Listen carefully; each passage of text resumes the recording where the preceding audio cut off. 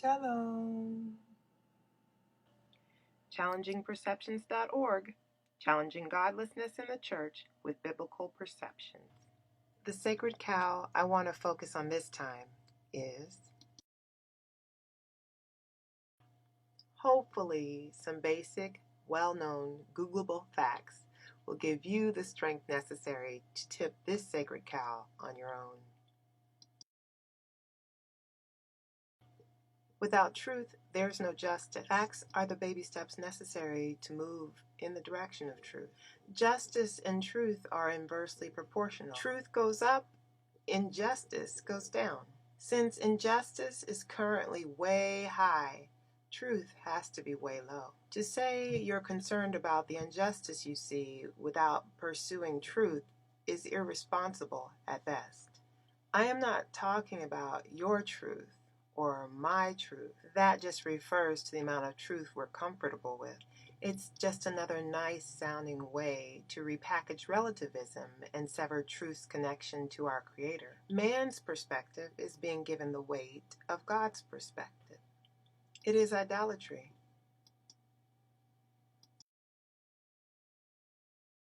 So, let's look at today's sacred cow. To start with, the majority of the Jews are Jews culturally, not religiously. Nearly half of Jewish people do not even believe there is a God. Those who do practice Judaism do not use the Old Testament. They use the Talmud, the oral law. Those who do practice Judaism according to the Old Testament are a very small minority. They are considered heretics. They're called Karaites. As far as Christians adhering to the New Testament, most Christians believe one of the many false doctrines built upon the fallacy that Jews adhere to the Old Testament, a hodgepodge of Catholic canons and denominational traditions. The New Testament has little to do with what most church folks practice today.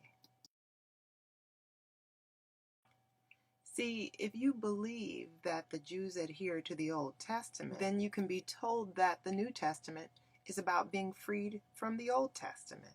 You'll think that the Messiah was arguing with the religious leaders about adherence to the Old Testament. The conflict was about their adherence to the oral law as opposed to the written law that God gave through Moshe. If you believe that Jewish people adhere to the Old Testament, you can actually be told that the Messiah had a problem with Jews. You can be told that the Messiah had a problem with the instructions in the Torah about how to feed your body. You believe that the Sabbath is a restriction that Messiah Yeshua was freeing us from. And you will choose antichrist doctrines of those who crucified our Messiah over the written Torah. The actual name of the Messiah will become unimportant to you. The Father's name unnecessary. You might even come to believe that it's more reverent not to say it. Are many diseases being healed? Or are we addressing those diseases with less than effective pharmaceuticals that take something else from our body while giving us temporary relief? Are evil spirits being cast out?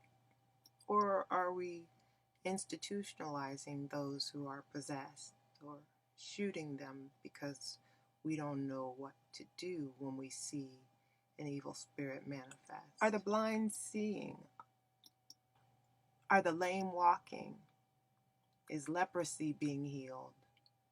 Can the deaf hear? Are the dead being raised?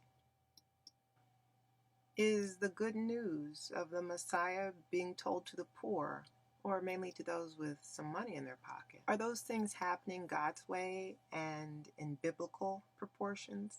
There is obviously a problem with the degree of truth adhered to and displayed by the church. You can't say you're born again spiritually and choose tradition over facts. The truth always matters.